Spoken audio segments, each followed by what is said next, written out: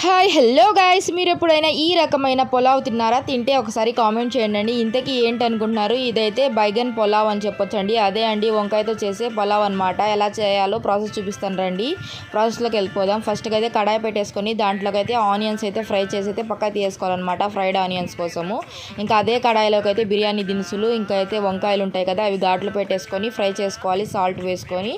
ఇంకా ఫ్రై అయిన తర్వాత అయితే ఆయిల్లో ఇంకా అయితే వీడియోలో చూపించే విధంగా అయితే 3 స్పూన్స్ అయితే అల్లం వెల్లుల్లి పేస్ట్ వేసేసుకొని బాగా ఫ్రై చేసుకోవాలన్నమాట. ఫ్రై చేసిన తర్వాత టమోటాలు ఉంటాయి కదండి, అవన్నీ కూడా మిక్సీ పట్టానమాట. ఆ టమోటాల పేస్ట్ కూడా వేసేసుకొని బాగా మగ్గిచ్చేసుకోవాలండి. తర్వాత దీంట్లోకి మనం పెరుగు, అలాగే మన దగ్గర స్పైసెస్, కారము, ఇంకా గరం మసాలా అవన్నీ కూడా వేసి అయితే పక్కన పెట్టేసుకోవాలన్నమాట. రైస్ అయితే 50% అయితే కుక్ చేసుకున్నానండి. దమ్ బిర్యానీకి ఎలా చేసుకుంటామో అలా అనమాట. ఇంకా వీడియోలో చూపించే విధంగా అయితే లేయర్స్ లాగా అయితే వేసేసుకొని రైస్ ఇంకా కర్రీని అయితే వేసేసుకొని, ఇంకా వంకాయలు పైన అయితే వేసేసుకొని, ఫ్రైడ్ ఆనియన్స్, ఇంకా కొత్తిమీర, ఫుడ్ కలర్, అలాగే కొద్దిగా ఘీని కూడా వేసేసుకొని దమ్కి ఇచ్చేస్తే చాలా బాగుంటుందండి. ఒక్కసారి ట్రై చేయండి. ఎప్పుడు కూడా బగారా రైస్లోకి గుత్తొంకాయ కూర కాకుండా ఇలా ఒక్కసారి రెండు కలిపి ఒకసారి ట్రై చేయండి గైస్. టేస్ట్ అయితే అదిరిపోతుంది.